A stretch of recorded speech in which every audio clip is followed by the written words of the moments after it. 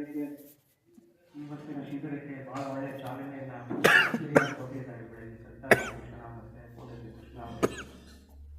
ಹೀಗಾಗಿ ಆ ದಾರಿಯಲ್ಲೇ ನನ್ನ ಕೆಲವೆರಡು ಮಾತುಗಳನ್ನು ಮುಂದೆ ನಾನು ಹೇಳಬೇಕಾಗಿದೆ. ಇದು ಕಾರ್ಯಕ್ರಮವನ್ನು ನೋಡಿದಾಗ ಒಂದು ರೀತಿಯ ಇದರಿಂದ ಒಂದು ರೀತಿಯ ರಿಲೇ ಬ್ಯಾಟ್ ಅಂತಾರ, ಸತ್ಯರ್ತಾರಲ್ಲ, ರಿಲೇ ಬ್ಯಾಟನ್ನು ತಲುಪಿಸ್ತಕ್ಕಂಥದ್ದು. ಹಿರಿಯರು ತಮ್ಮ ನಂತರದ ಹಿರಿಯರಿಗೆ ಈ ಲೋಕದ ಬೆಳಕನ್ನು ಮುಂದಿನ ಜನಾಂಗಕ್ಕೆ ತಲುಪಿಸುವ ಕೆಲಸವನ್ನು ಮಾಡ್ತಾ ಇರುವ ಒಂದು ಪ್ರಕ್ರಿಯೆ. 3 ತಲೆಮಾರಿದೆ: ಚಂದ್ರಸನ್ನ, CS ನಾಗಭೂಷಣ, ಸೈತಾ ನಾಗಭೂಷಣ. ಹೀಗೆ ಅವರು ಈಗ ನಿಮಗೆ ಅದನ್ನು ತಲುಪಿಸ್ತಾ ಇದ್ದಾರೆ. ನಾವು ಅದರ ಕಿರಿಯ ಸದಸ್ಯರು. ಈ ಸಭೆಯಲ್ಲಿ ಭಾಳ ಸಂತೋಷ ಆಗಿತ್ತು ಅಂದರೆ ಹೆಚ್ಚಿನ ಜನ ಅಧ್ಯಾಪಕರಿದ್ದಾರೆ ಮತ್ತು ಅವರ ವಿದ್ಯಾರ್ಥಿಗಳು ಕೂಡ ಇದ್ದಾರೆ. ಭಾಳ ಸಂತೋಷ ಅಂದರೆ, ಯಾಕಂದರೆ ಇವತ್ತು ಈ ವಿಚಾರಗಳನ್ನು ಅತ್ಯಂತ ಸಮರ್ಪಕವಾಗಿ ತಲುಪಿಸುವ ಒಂದು ವರ್ಗ ಇದು, ಅಧ್ಯಾಪಕ ವರ್ಗ. ಯಾಕೆ ಇವತ್ತಿನ ಈ ವಿದ್ಯಾರ್ಥಿಗಳು ಇಂಥ ಎಲ್ಲ ಚಟುವಟಿಕೆಗಳಿಂದ ವಿಮುಖ ಆಗ್ತಾ ಇದ್ದಾರೆ ಅನ್ನೋದಕ್ಕೆ ಭಾಳ ಏನು ದೊಡ್ಡ ಕಾರಣ ಏನಿಲ್ಲ. ನಮ್ಮ ತರಗತಿಗಳು ಸರಿಯಾದಂಥ ತಾತ್ವಿಕ ನೆಲೆಯಲ್ಲಿ ಇಂಥ ಲೋಕಚಿಂತಕರ ವಿಚಾರ ತಮ್ಮ ತರಗತಿಗಳಲ್ಲಿ ಅಲ್ಲಿ ಸರಿಯಾಗಿ ಬಿತ್ತಿದ್ರೆ ಇಂಥವ್ರ ಸಂತತಿ ಜಾಸ್ತಿ ಆಗ್ತದೆ. ಹಾಗಾಗಿ ಇದು ಸರಿಯಾದ ಕೈನಲ್ಲಿ ಈ ಬಿತ್ತನೆಯ ಬೀಜಗಳನ್ನು ಈ ಶಿಬಿರ ಕೊಡ್ತಾ ಇದೆ ಅಂತ ನಾನು ಭಾವಿಸಿದ್ದೀನಿ. ಸ್ನೇಹಿತರೆ, ನನ್ನ ವಿಚಾರ ಬಹಳ ಸರಳವಾಗಿದೆ. ಬುದ್ಧನ ಕುರಿತು ಮಾತಾಡ್ತಕ್ಕಂಥದ್ದು, ಬುದ್ಧನನ್ನು ಕುರಿತು ಮಾತಾಡೋದು, ಗಾಂಧಿಯನ್ನು ಕುರಿತು ಮಾತಾಡೋದು ಸುಲಭವೂ ಹೌದು, ಹಾಗೆ ಸ್ವಲ್ಪ ಕಠಿಣವೂ ಹೌದು. ಅಂದರೆ ಬುದ್ಧನನ್ನು ನಾವು ಕೇವಲ ಪಠ್ಯಪುಸ್ತಕಗಳಿಂದ ತಿಳ್ಕೊಬೋದೆ ಅಥವಾ ಭಾಷಣಗಳಿಂದ, ಉಪನ್ಯಾಸಗಳಿಂದ ಕೇಳಿ ತಿಳ್ಕೊಳೋದೆ ಅನ್ನೋ ಪ್ರಶ್ನೆ ಕೂಡ ಇದೆ. ಪುಸ್ತಕದ ಮೂಲಕ ತಿಳ್ಕೊಳ್ಳೋದು ಒಂದು ಕ್ರಮ. ಆದರೆ ನಾವು ತಿಳ್ಕೊಂಡಿದ್ದನ್ನು ಜೀವಿಸುವ ಬಗೆ ಇದೆಯಲ್ಲ, ಅದನ್ನು ಹೇಗೆ ಜೀವಿಸ್ತೀವಿ ಅನ್ನೋದು ಅದು ಬಹಳ ಮುಖ್ಯವಾದಂಥದ್ದು. ಹಾಗಾಗಿ ನಮ್ಮ ನಡೆ ಕೇಳುವುದು ಮತ್ತು ಅದನ್ನು ನಮ್ಮ ವೈಯಕ್ತಿಕ ಬದುಕಿನಲ್ಲಿ ಅದನ್ನು ಹೇಗೆ ಬಾಳ್ತೀವಿ ಅನ್ನೋದನ್ನು ಕುರಿತು ಮಾತಾಡಬೇಕಾದ ನಮ್ಮ ಮುಂದೆ ಇರಬೇಕಾದಂಥ ಪ್ರಶ್ನೆ. ಬೆಳಗ್ಗೆ ಈ ಬಗ್ಗೆ ಹೆಚ್ಚು ಚರ್ಚೆ ಆಗಿದೆ. ಹಾಗಾಗಿ ನಾವು ಬರೀ ಕೇಳೋದಷ್ಟೇ ಅಲ್ಲ, ಇದು ಕೇಳಿದ್ದರ ಜೊತೆ ಒಳಗೆ ಜೀವಿಸುವ ಕ್ರಮವೂ ಕೂಡ ಬಹಳ ಮುಖ್ಯ. ಆಗ ಮಾತ್ರ ಯಾವುದೇ ತತ್ವ, ಸಿದ್ಧಾಂತ, ಆದರ್ಶಗಳು ಫಲಪ್ರದವಾಗೋದು. ಅವನ್ನು ನಾವು ನಮ್ಮ ವೈಯಕ್ತಿಕ ಬದುಕಿನಲ್ಲಿ ಎಷ್ಟರ ಮಟ್ಟಿಗೆ ನಾವು ಅದನ್ನು ಜೀವಿಸ್ತಾ ಇದ್ದೀವಿ ಅನ್ನೋದ್ರ ಮೇಲೆ ಅದು ನಿಂತಿರ್ತದೆ. ಹೀಗಾಗಿ ಬುದ್ಧನನ್ನು ನಾವು, ಬುದ್ಧನೇ ಆಗಲಿ, ಗಾಂಧಿನೇ ಆಗಲಿ, ಬಸವಣ್ಣನೇ ಆಗಲಿ, ಅವೆಲ್ಲ ಹಾಗೆ ಇರ್ತಕ್ಕಂಥದ್ದು. ಬುದ್ಧನನ್ನು ಕುರಿತು ಈಗ ನಮಗೆ ಎಲ್ಲರಿಗೂ ಗೊತ್ತಿರೋಂಥ ವಿಚಾರ ಸಾಕಷ್ಟು ಇದ್ದಾವೆ. ಸೊ ಹೀಗಾಗಿ ಬುದ್ಧತ್ವ ಅಂದರೆ ಏನು ಅನ್ನೋದು ನಮ್ಮ ಮೊದಲನೇ ಪ್ರಶ್ನೆ.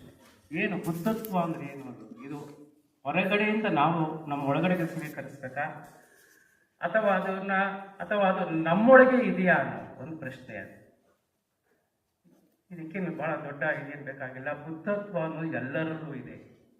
ಬುದ್ಧನ ಅಂಶಗಳು, ಬುದ್ಧನ ಗುಣಗಳು ಎಲ್ಲರ ಒಳಗೂ ಇದೆ. ಯಾವುದು ಗುಣಗಳು ಅಂದರೆ ಕರುಣೆ, ಮೈತ್ರಿ ಭಾವ.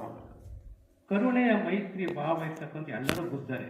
ಸೊ ಬುದ್ಧನ ಅಂಶಗಳನ್ನು ಒಳಗೊಂಡಿರ್ತಕ್ಕಂಥದ್ದು ಮತ್ತು ಅದನ್ನು ಸಾಧ್ಯವಾದಷ್ಟರ ಮಟ್ಟಿಗೆ ತಮ್ಮ ಜೀವಿತದಲ್ಲಿ ಅಳವಡಿಸ್ಕೊಳ್ಳೋಕ್ಕೆ ಪ್ರಯತ್ನ ಪಡ್ತಿರ್ತಕ್ಕಂಥದ್ದು. ಹೀಗಾಗಿ ಬುದ್ಧತ್ವ ಅನ್ನೋದು ಹೊರಗಡೆಯಿಂದ ಏನು ಬರಬೇಕಾಗಿಲ್ಲ, ಅದು ನಮ್ಮೊಳಗಡೆಯೇ ಇದೆ.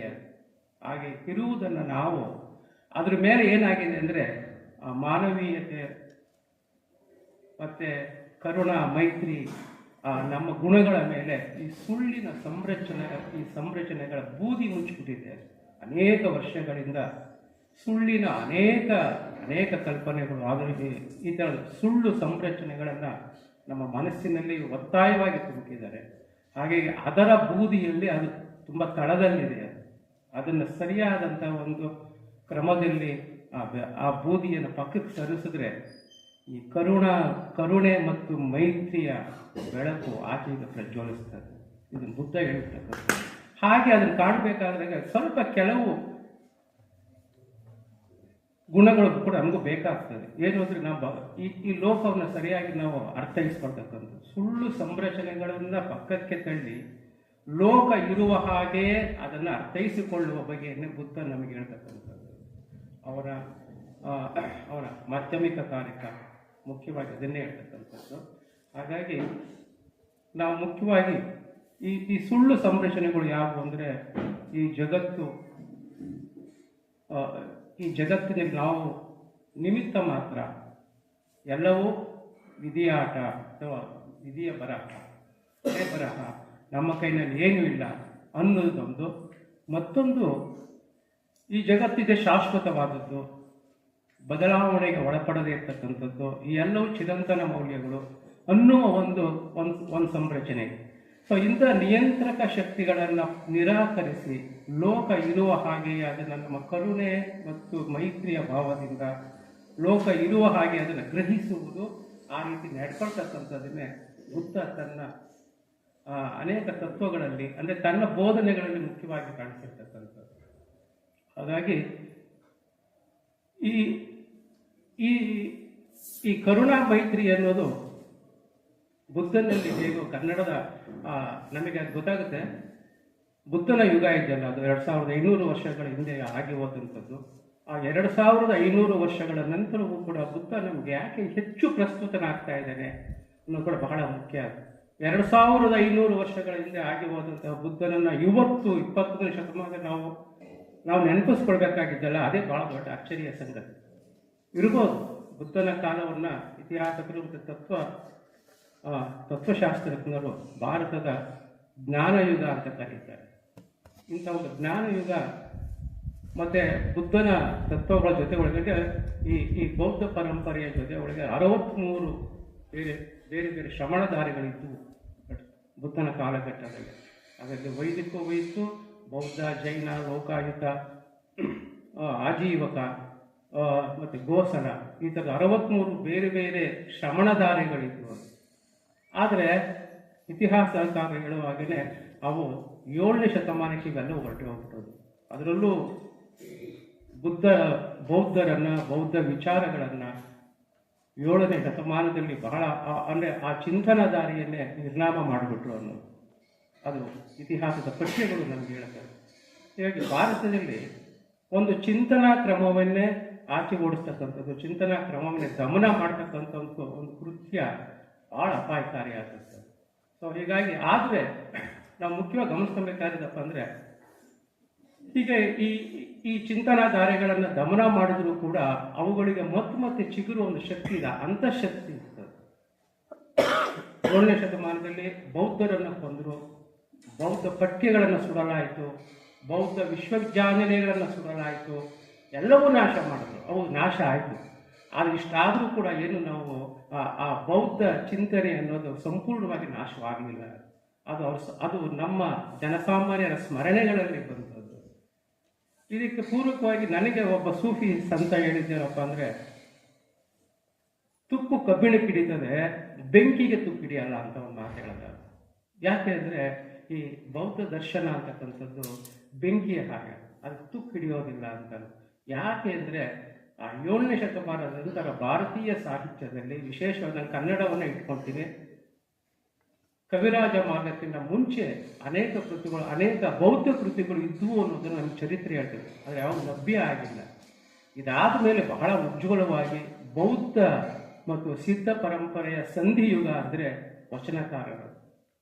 ಆ ವಚನಗಳನ್ನು ಗಮನಿಸಿದ್ರೆ ಬೌದ್ಧ ದರ್ಶನ ಏನನ್ನ ಹೇಳ್ತದೆ ಅವೆಲ್ಲವೂ ಕೂಡ ವಚನಕಾರರಲ್ಲೇ ಇದೆ.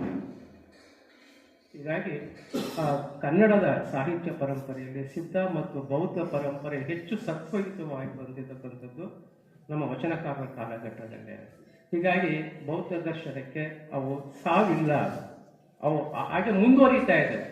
ಮತ್ತು ಇನ್ನೂ ಒಂದು ಇದೆ, ಅದು ಅಲ್ಲಿಂದ ಆರಂಭವಾಗಿ ಅವು ಆ ಬೌದ್ಧ ದರ್ಶನ ಅನ್ನೋದು ಕನ್ನಡದ ನಮ್ಮ ತತ್ವಪದಕಾರರಲ್ಲಿ 12ನೇ ಶತಮಾನ ಆದಮೇಲೆ ಮಧ್ಯಕಾಲೀನ ಕಾಲಘಟ್ಟದಲ್ಲಿ ತತ್ವಪದಕಾರರ ಪರಂಪರೆಯಲ್ಲಿ ಇದು ಬಹಳ ಉಜ್ವಲವಾಗಿ ಕಾಣಿದೆ. ಹೀಗಾಗಿ ಕನ್ನಡದಲ್ಲಿ ಬೌದ್ಧ ದರ್ಶನವನ್ನು, ಬೌದ್ಧ ತತ್ವಗಳನ್ನು ಬಹಳ ಉಜ್ವಲವಾಗಿ ಪ್ರಕಟಿಸಿದ 2 ಅನುಭಾವಿ ದಾರಿಗಳು. ಇದು ಬಹಳ ಮುಖ್ಯವಾದಂಥದ್ದು.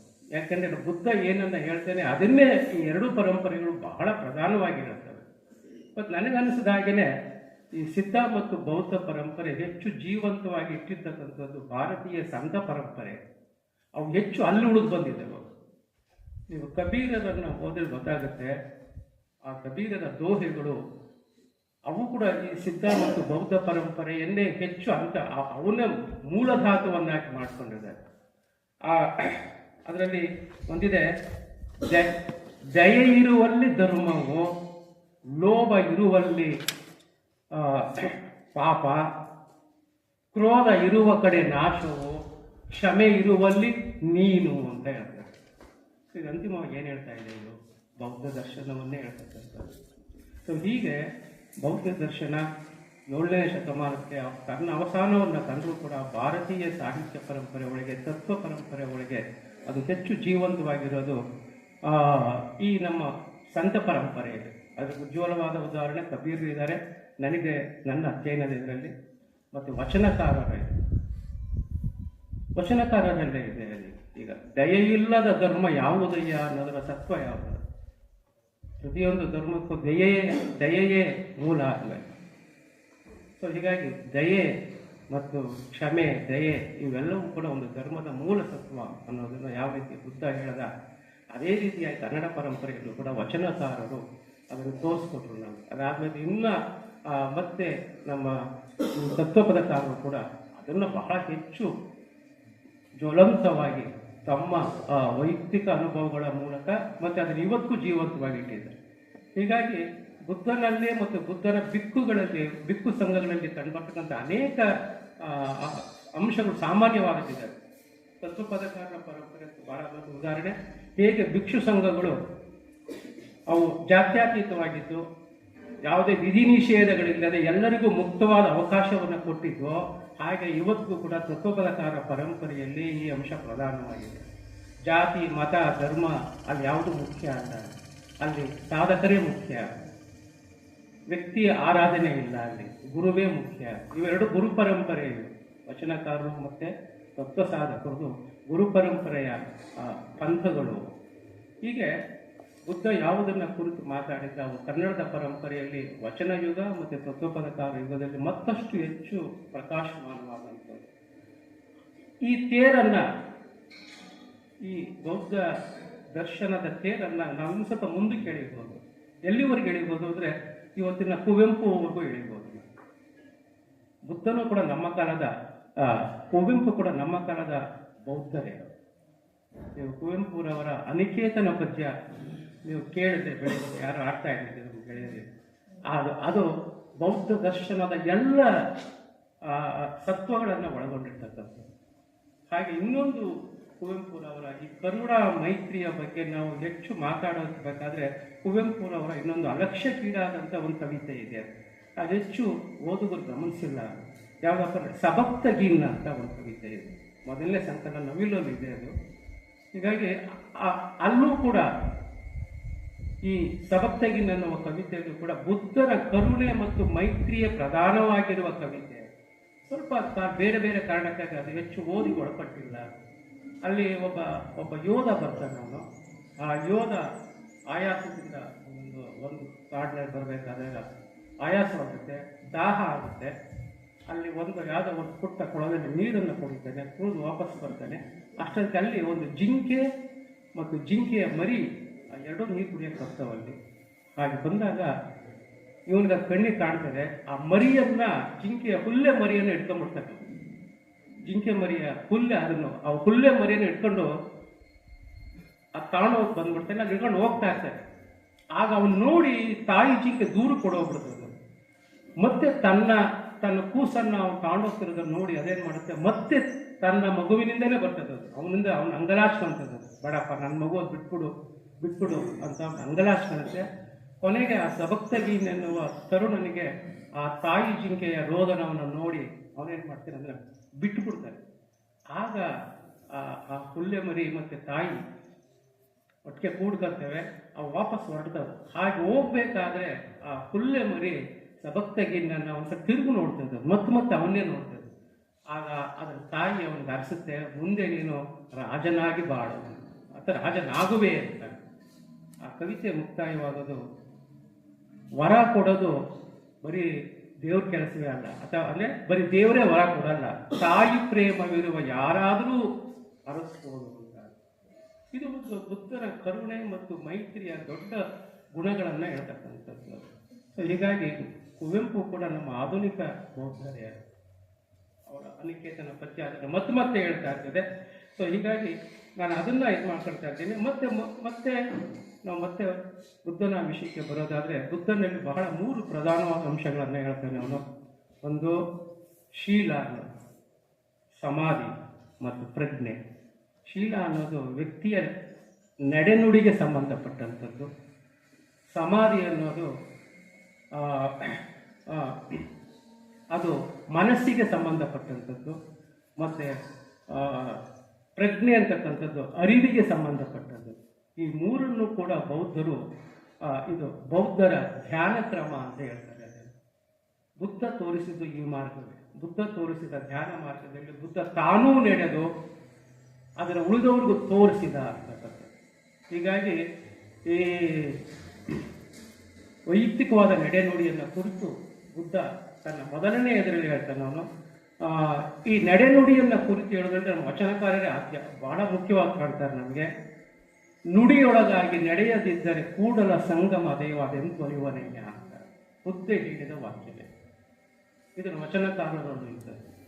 ಹೀಗೆ ಈ ಎಲ್ಲ ಅಂಶಗಳು ಅಂದರೆ ಬುದ್ಧ ಏನನ್ನು ಹೇಳ್ತೀನಿ ಅದನ್ನು ಅಚ್ಚ ಕನ್ನಡದ ಮೂಲಕ ಬಹಳ ಕನ್ನಡದಲ್ಲಿ ತಂದಂಥವ್ರು ವಚನಕಾರರು.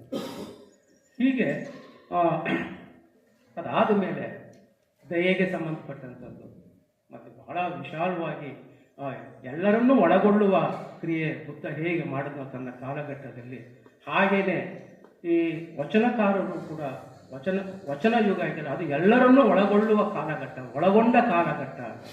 ಪ್ರತಿಯೊಬ್ಬರೂ ಎಲ್ಲರೂ ಕೂಡ ಆ ಒಂದು ವಚನ ಯುಗದ ಎಲ್ಲರೂ ಪಾಲ್ಗೊಂಡ್ರು. ಅದು ಇನ್ಕ್ಲೂಸಿವ್ನೆಸ್ ಅಂತ ಹೇಳ್ತಾರಲ್ಲ, ಆ ಥರದ ಒಂದು ಎಲ್ಲರನ್ನೂ ಜಾತಿ ಮತ ಧರ್ಮಗಳನ್ನು ಹೊರತುಪಡಿಸಿ ಎಲ್ಲರನ್ನೂ ಒಳಗೊಂಡು ಸಾಗುವ ಒಂದು ದೊಡ್ಡ ಒಂದು ಹೋರಾಟವಾದ ಚಳುವಳಿಯ ಆ ಒಂದು ಸ್ವರೂಪವನ್ನು ನಾವು ವಚನ ಯುಗದಲ್ಲಿ ಕಾಣ್ತೀವಿ ನಾವು. ಮತ್ತು ಇನ್ನೊಂದು ನಾವು ಮುಖ್ಯವಾಗಿ ಗಮನಿಸಬೇಕಾಗಿರೋದು, ಇದನ್ನು ಈ ಬೌದ್ಧರು ಹೇಳದಂತೆ ಈ 3 ಅಂಶಗಳ ಈ ಕ್ರಮಗಳನ್ನೇ ಆಧರಿಸೋದು ತಮ್ಮ ಧ್ಯಾನ ತತ್ವವನ್ನು ರೂಪಿಸಿದರು. ಹೀಗೆ ಮುಖ್ಯವಾಗಿ ಈ ಧ್ಯಾನಶೀಲತೆ ಅನ್ನೋದು ಮನಸ್ಸನ್ನು ನಿಯಂತ್ರಿಸ್ತಕ್ಕಂಥದ್ದು. ಅಂದರೆ ಈ ಮನಸ್ಸು ಅನ್ನೋದು ಅತ್ಯಂತ ಚಂಚಲವಾದಂಥದ್ದು. ಈ ಮನೋನಿಗ್ರಹ ಅಥವಾ ಮನೋನಿರಸನ ಅನ್ನೋದಕ್ಕೆ ಹೆಚ್ಚು ಒತ್ತನ್ನು ಕೊಡ್ತಾರೆ. ಬುದ್ಧನ ಅದ್ರ ಬಗ್ಗೆ ಅವನ ಬಹಳ ದೊಡ್ಡ ತತ್ವವಿದೆ, ಮನೋನಿರಸನ. ಅದನ್ನೇ ನಮ್ಮ ವಚನಕಾರರು ಇನ್ನಷ್ಟು ಬಹಳ ಹೇಳ್ತಾರೆ. ತನುವ ತೋಂಟವ ಮಾಡಿ ಮನವ ಗುದ್ದಲಿ ಮಾಡಿ ಅಗೆದು ಕಳೆದನಯ್ಯ ಭ್ರಾಂತಿ ಎಂಬ ಬೇರ ಅಂತ. ಎಲ್ಲವೂ ಮನೋಮೂಲವಾದಂಥದ್ದು. ವ್ಯಸನ, ಬೇಕು ಅನ್ನೋದೇ ವ್ಯಸನ ಅಂತ. ಬೇಕು ಅನ್ನೋದೇ ವ್ಯಸನ. ಯಾವುದು ನಮ್ಮ ಬಳಿ ಇಲ್ಲ ಅದು ಬೇಕು ಅಂತ ಅಪೇಕ್ಷೆ ಪಡೆದೇ ಒಂದು ವ್ಯಸನ ಆಗಿದೆ. ಬೇಡವಾದದ್ದು ಮತ್ತೆ ನಮ್ಮ ಬಳಿಗೆ ಬಂದರೆ ಅದು ಒಂದು ವ್ಯಸನ ಆಗ್ತದೆ. ಸೊ ಹೀಗೆ ಈ ವ್ಯಸನಕ್ಕೆ ಮೂಲ ಕಾರಣ ಮನುಷ್ಯನ ಮನಸ್ಸದು. ಆ ಮನಸ್ಸಿಗೆ ಸರಿಯಾಗಿ ಚಿಕಿತ್ಸೆ ಕೊಡುವುದನ್ನು ಬೌದ್ಧರು ಮಾಡ್ತಾರೆ. ಇದನ್ನೇ ಅವರು ಅಪ್ರಮಾದ ಅಂತ ಕರೀತಾರೆ. ಬುದ್ಧ ಕೂಡ ಈ ದಾರಿಯಲ್ಲಿ ತಾನೂ ಸಾಗಿ ತಿರುಳುವ ದಾರಿಯನ್ನು ತೋರಿಸಿದಂಥ ಎಲ್ಲರೂ ಕೂಡ ಆ ಬುದ್ಧ ತೋರಿದ ಆ ಅಪ್ರಮಾದ ದಾರಿಯಲ್ಲಿ ಸಾಗಬಹುದು. ಆದರೆ ನಮ್ಮ ಜೊತೆಯಲ್ಲಿ ಯಾರೂ ಬರೋದಿಲ್ಲ. ಅದು ಏಕಾಂಗಿಯಾಗಿ ನಾವು ಪ್ರಯಾಣ ಮಾಡಬೇಕಾಗ್ತದೆ. ಬುದ್ಧನೂ ಕೂಡ ನಮ್ಮನ್ನು ಕೈ ಹಿಡಿದು ನಡೆಸಲಾರ. ಸೊ ಹೀಗಾಗಿ ಅಲ್ಲಿ ನಾವು ನಮ್ಮ ಪಯಣ ಒಂಟಿ ಪಯಣ, ಬುದ್ಧ ತೋರಿದ ದಾರಿಯಲ್ಲಿ ಸಾಕ್ತಕ್ಕಂಥದ್ದು. ಅದನ್ನು ಬೌದ್ಧರು ಏಕಾಯನ ಅಂತ ಕರೀತಾರೆ. ಅದನ್ನು ಹೀಗೆ ಏಕಾಯನದ ಮೂಲಕ ನಾವು ಸಾಕ್ತಕ್ಕಂಥದ್ದು ಕೂಡ ಈ ಧ್ಯಾನಶೀಲ ತತ್ವದಲ್ಲಿ ಬರ್ತದೆ. ಹೀಗೆ ಈ ಅಂಶಗಳ ಆಧಾರದ ಮೇಲೆ ಮುಖ್ಯವಾಗಿ ನಮ್ಮ ಎಲ್ಲ ವೈಯಕ್ತಿಕವಾದ ನಡೆನುಡಿಗಳು ನಮ್ಮನ್ನು ಅವು ಜಾಗೃತಾವಸ್ಥೆಗೆ ತರೋದ್ರ ಮೂಲಕ ಇನ್ನಷ್ಟು ನಮ್ಮ ನಡೆನುಡಿಗಳನ್ನು ಇನ್ನಷ್ಟು ಭಾಳ ಪರಿಶುದ್ಧವಾಗಿ ಇರ್ತದೆ. ಯಾಕಂದರೆ ಈಗಿನ ಈ ಲೋಕದ ಅವಾಂತರಗಳನ್ನು ಗಮನಿಸಿದ್ರೆ ನೀವೇನು ಮಾಡ್ಬೋದು, ಅಥವಾ ಯಾರನ್ನ ಕೇಳಿದ್ರೆ ಏನು ಮಾಡ್ಬೋದು, ಯಾರು ಸಂತರನ್ನ ಕೇಳೋದು ಏನು ಮಾಡ್ಬೋದು, ಅಂದರೆ ನಮ್ಗೇನು ಹೇಳ್ಬೋದು ಅಂದರೆ ನೀವು ಸುಮ್ಮನೆ ಇದ್ಬಿಡಿ ಅಂತ. ಸುಮ್ಮನೆ ಇರಿ, ಏನು ಮಾಡ್ತೀರಾ ಅಂತ. ಈ ಸುಮ್ಮನೆ ಇರಿ ಅನ್ನೋದು ಅಷ್ಟು ಸುಲಭವಲ್ಲ ಮನುಷ್ಯನಿಗೆ. ಸುಮ್ಮನೆ ಇರೋಕ್ಕಾಗುತ್ತಾ? ಅಂದರೆ ಯಾರಿಗೂ ಕೇಡನ್ನು ಬಯಸದೆ ಒಳಿತನ್ನೇ ಬಯಸ್ತಾ ಬಾಳೋದು ಆ ಮನುಷ್ಯನಿಗೆ ಸಾಧ್ಯವಾಯಿತು ಅಂತ. ಅದೇ ಒಂದು ಸಾರಿ ಇಲ್ಲೇ ಅದಕ್ಕೆ ಉದಾಹರಣೆಯಾಗಿ ನೀರಾಶ್ರಮದಲ್ಲಿ ಒಂದು ಸಾರಿ ಶಿವರಾಮಕಾರ ಒಂದು ಸಂವಾದ ಆಯಿತು. ಆ ಸಭಿಕರು ಹೀಗೆ ಕೂತಿದ್ದವರು ಅವ್ರಿಗೊಂದು ಪ್ರಶ್ನೆ ಕೇಳ್ತಾರೆ, ಸರ್ ಈಗಿನ ಪರಿಸರ ಹಾಳಾಗ್ತಾ ಇದೆ, ಅದಕ್ಕೇನು ಮಾಡ್ಬೇಕು ನಾವು? ಕಾರ್ಮಿಕರು ಅದಕ್ಕೆ ಭಾಳ ಗಂಭೀರವಾಗಿ ಯೋಚನೆ ಮಾಡಿ, ಏನೂ ಮಾಡಬೇಡ ಸುಮ್ಮನೆ ಕೂತ್ಕೊಳ್ಳಿ. ಆ ಪ್ರಶ್ನೆ ಕೇಳೋದರಿಗೆ ಸ್ವಲ್ಪ ಕವಿ ಬಾಗ್ಬಿಟ್ರು, ಏನಿದು ಭಾಳ ಗಂಭೀರವಾಗಿ ನಾವು ಕೇಳಿದ್ವಿ, ಇದನ್ನು ಭಾಳ ಇವರು ಇಂಥ ಉತ್ತರ ಕೊಟ್ಬಿಟ್ರಲ್ಲ ಅಂತ. ಅದು ನಮ್ಗೆ ಅನೇಕ ಜನರಿಗೆ ಗೊತ್ತಾಯಿತು. ಹಾಗೆ ಸುಮ್ಮನೀರಿ ಅನ್ನೋದು ಕೂಡ ಭಾಳ ದೊಡ್ಡ ಒಂದು ದೊಡ್ಡ ಉತ್ತರವೇ. ಮನುಷ್ಯ ಸುಮ್ಮನಿರಕ್ಕೆ ಆಗದಿರೋವಷ್ಟು ಮುಂದಕ್ಕೆ ಹೋಗ್ಬಿಟ್ಟಿದೆ. ನೀವು ಅರ್ಧ ಗಂಟೆ ಸುಮ್ಮನೆ ಕೂತ್ಕೊಳಕ್ಕಾಗಲ್ಲ, ನೀವು ಅರ್ಧ ಗಂಟೆ 10 ನಿಮಿಷ ಸುಮ್ಮನೆ ಕೂತ್ಕೊಳಕ್ಕಾಗಲ್ಲ. ಎಷ್ಟು ಕಷ್ಟ ಆಗುತ್ತೆ ಗೊತ್ತಾ ಅದು. ನೀವು ಸುಮ್ಮನೆ ಇದು ಬಿಟ್ರೆ ಈ ಜಗತ್ತಿನಲ್ಲಿ ಈ ಯುದ್ಧವೂ ನಡೆಯಲ್ಲ. 2 ವರ್ಷದಿಂದ ನಡೀತಿರ್ತಕ್ಕಂಥ ಯುದ್ಧ ಉಕ್ರೇನ್ನಲ್ಲಿ ಮತ್ತು ಗಾಜಾಪಟ್ಟಿಲಿ ಗುಂಡು ಬೀಳುವುದಕ್ಕೆ ಜಾಗ ಇಲ್ಲದೆ ಅಂತ ಇದ್ದಾರೆ ಅವರಿಗೆ. ಆ ದೇಶದಲ್ಲಿ ಎಲ್ಲಿ ಗುಂಡು ಹೊಡಿಬೇಕು ಅನ್ನೋದು ಅವ್ರಿಗೆ ಗೊತ್ತಾಗ್ತದೆ. ಅಂದರೆ ಎಲ್ಲ ಗುಂಡು, ಮಕ್ಕಳು ತಾಯಿಯರು ಎಲ್ಲ ಸಾಯ್ತಿರೋದೆಲ್ಲ ನಿರಪರಾಧಿಗಳು. ಮನುಷ್ಯ ಸುಮ್ಮನೆ ಇದ್ದಿದ್ರೆ ಸುಮ್ಮನೆ ಸುಮ್ಮನೆ ಕಲ್ಪಿಸ್ಕೊಂಬಿಡಿ, ಯಾವುದೇ ಕೇಡನ್ನು ಬಯಸದೆ ಸುಮ್ಮನೆ ತನ್ನ ಪಾಡಿಗೆ ತಾವು ತಾವು ಜೀವನ ಮಾಡ್ಕೊಂಡು ಹೋಗಿದ್ರೆ ಇವೆಲ್ಲ ಗತಿಸ್ತಾನೇ ಇರಲಿಲ್ಲ. ಉಕ್ರೇನ್ನಲ್ಲಿ ಸಣ್ಣ ಮಕ್ಕಳು ಇನ್ನೂ ಯುದ್ಧ ಮುಂದುವರಿತಾನೇ ಇದೆ. ಯಾಕೆ? ಮನುಷ್ಯನ ಈ ಎಲ್ಲ ದುರುಳ ಕೃತ್ಯಗಳು ಭಾರತದಲ್ಲೂ ಕೂಡ ಹಾಗೆ ಆಗ್ತಿರ್ತಕ್ಕಂಥದ್ದು. ಸೊ ಹಾಗಾಗಿ ಮನುಷ್ಯ ಸುಮ್ಮನಿರು ಅನ್ನೋದು ಅಷ್ಟು ಸುಲಭ ಅಲ್ಲ. ಈಗ ಇದಕ್ಕೆಲ್ಲ ಮೂಲ ಕಾರಣ ಮನಸ್ಸು. ಈ ಮನಸ್ಸನ್ನು ನಿಗ್ರಹಿಸೋದಕ್ಕೆ ವಚನಕಾರರು ಮತ್ತು ತತ್ವಪದಕಾರರು ಬಹಳ ದೊಡ್ಡ ಕೊಡುಗೆಯನ್ನು ಕೊಟ್ಟಿದ್ದಾರೆ. ಅದನ್ನು ಮತ್ತೆ ಅವ್ರು ಹೇಳ್ತಾ ಹೋಗ್ತಾರೆ. ಸೊ ಹೀಗೆ ಈ ಎರಡೂ ಪರಂಪರೆಗಳು, ವಚನಯುಗ ಮತ್ತು ತತ್ವಪದಕಾರ ಯುಗ, ಬೌದ್ಧ ದರ್ಶನವನ್ನು ಬಹಳ ಸಮರ್ಥವಾಗಿ ಕನ್ನಡದಲ್ಲಿ ತಂದಂತಹ 2 ಅವಧೂತ ಪರಂಪರೆಗಳು. ಅದರ ಭಾರತದ ಸಂದರ್ಭದಲ್ಲಂತೂ ಸಿದ್ಧ ಮತ್ತು ಬೌದ್ಧ ಪರಂಪರೆಗಳನ್ನು ಇವತ್ತಿಗೂ ಕೂಡ ಸಂರಕ್ಷಣೆ ಮಾಡ್ಕೊಂಡು ಬರ್ತಿರ್ತಕ್ಕಂಥದ್ದು ಭಾರತೀಯ ಸಂತ ಪರಂಪರೆ ಅನ್ನೋದು ಖಚಿತವಾದ ನಂಬಿಕೆ. ಹೀಗೆ ತಾನೇನಿದ್ರಲ್ಲಿ ನಿಮಗೆ ಆರಂಭದಲ್ಲಿ ಹೀಗೆ ಇರಬೇಕು ಅನ್ನೋದು ಕೊಟ್ಟು ಏನು ಹೇಳಿ ಅಂದರೆ, ಬುದ್ಧನ ಮಾತುಗಳು ಭಾಳ ಸರಳವಾಗಿರ್ತವೆ. ಮತ್ತು ಬುದ್ಧನೇ ಸರಳ, ಬುದ್ಧನ ಬೋಧನೆಗಳಂತೂ ಇನ್ನೂ ಸರಳ. ಅದನ್ನು ಸಂಕೀರ್ಣ ಮಾಡೋಕ್ಕೆ ಹೋಗಬಾರ್ದು ನಾವು. ಹೆಚ್ಚು ಸಂಕೀರ್ಣ ಮಾಡೋಕ್ಕೆ ಹೋಗದೆ ಸರಳವಾಗಿರೋದನ್ನೇ ಬಿಟ್ಬಿಡ್ಬೋದು ನಾವು. ಆದರೆ ಇದನ್ನು ನಾವಾದರೆ ಹೆಚ್ಚು ಸಂಕೀರ್ಣಗೊಳಿಸೋದು, ಕ್ಲಿಷ್ಟಗೊಳಿಸೋದು ಮಾಡ್ತಾ ಹೋದ ಹಾಗೇನೆ ಅದನ್ನು ಜನ ದೂರವಾಗ್ತಾರೆ. ಸೊ ಹೀಗಾಗಿ ಸರಳವಾದದ್ದನ್ನು ಸರಳವಾಗೇ ನಿಮ್ಮ ಮುಂದೆ ಪ್ರೆಸೆಂಟ್ ಮಾಡ್ತಕ್ಕಂಥದ್ದು, ಅಥವಾ ನಾವು ಜನಗಳ ನಡುವೆ ತೆಗೆದುಕೊಂಡು ಹೋಗ್ತಕ್ಕಂಥದ್ದು ನಮ್ಮೆಲ್ಲರ ಕೆಲಸ ಅದು. ಹಾಗಾಗಿ ಈ 2 ಪರಂಪರೆಗಳು ಬಹಳ ಮುಖ್ಯವಾಗಿ ಬೌದ್ಧ ದರ್ಶನವನ್ನು ಕನ್ನಡಕ್ಕೆ ತರೋದ್ರಲ್ಲಿ, ಅಥವಾ ಕನ್ನಡ ಇವತ್ತಿಗೂ ಕೂಡ ಆ ಪರಂಪರೆಯನ್ನು ಉಳಿಸ್ಕೊಂಡು ಬರ್ತಾ ಇದ್ದೇವೆ ಹೇಳಿ ನಾನು ಇನ್ನೇನು ಇದರ ಮುಂದಿನ ಮಾತುಗಳು ಭಾಳ ಇಷ್ಟು ನಾನು ಟಿಪ್ಪಣಿಯ ರೂಪದಲ್ಲಿ ನಿಮ್ಮ ಮುಂದೆ ಮಂಡನೆ ಮಾಡಿದ್ದೀನಿ. ಇಲ್ಲೆಲ್ಲ ಸ್ವಲ್ಪ ಮಟ್ಟಿಗೆ ಪ್ರವೇಶಕ್ಕೆ ನಿಮಗೆಲ್ಲ ಸಿಕ್ಕಿದೆ. ಸೊ ಈಗಾಗಲೇ ನೀವೆಲ್ಲ ಬೌದ್ಧ ಮತ್ತು ವಚನಕಾರರು ಮತ್ತು ತತ್ವಪದಕಾರ ಪರಂಪರೆಯನ್ನು ಬಲ್ಲವರಾಗಿದ್ದೀವಿ, ಸಾಹಿತ್ಯದ ವಿದ್ಯಾರ್ಥಿಗಳು, ಅಧ್ಯಾಪಕರು. ಈ ನನ್ನ ಮಾತುಗಳು ನಿಮಗೆ ಪ್ರವೇಶಿಕೆಯಾಗಿ ನಿಮಗೆ ದಾರಿಯನ್ನು ತೋರ್ಬೋದು ಅಂತ ನಾನು ನಂಬ್ಕೊಂಡಿದ್ದೀನಿ. ಇಷ್ಟನ್ನು ಹೇಳಿ ನನ್ನ ಮಾತುಗಳನ್ನು